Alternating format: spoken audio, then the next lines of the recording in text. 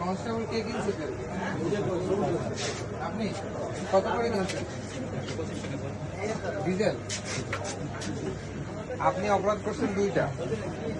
প্রথমত হচ্ছে কি আপনার তো এই খোলা বাজারে তেল বিক্রির লাইসেন্স নেই আছে, তারপর আপনি বিক্রি করছেন। আর দ্বিতীয়ত এখন তো তেলের একটা ক্রাইসিস চলছে।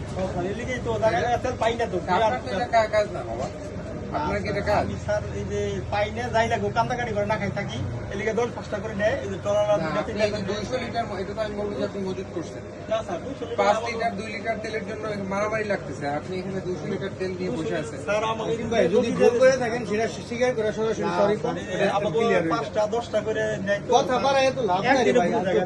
এই আপনার কথা বলেন কেন? আপনি কে? আপনি কে?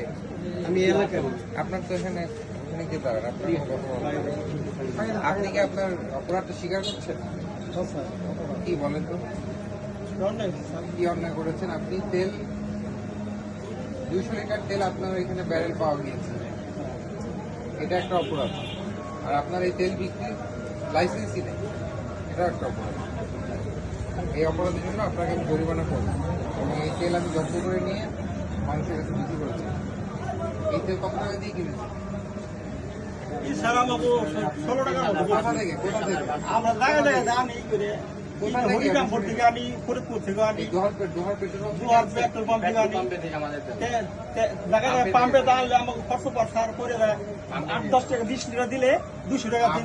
আমার কথা হচ্ছে আপনার তো এই যে গ্যাসের ব্যবসা করতেছেন, মুদির দোকান আছে, আপনার এটা করার দরকার কি? এই ক্রাইসিস মোমেন্টে তো আপনার এটা করার দরকার নেই।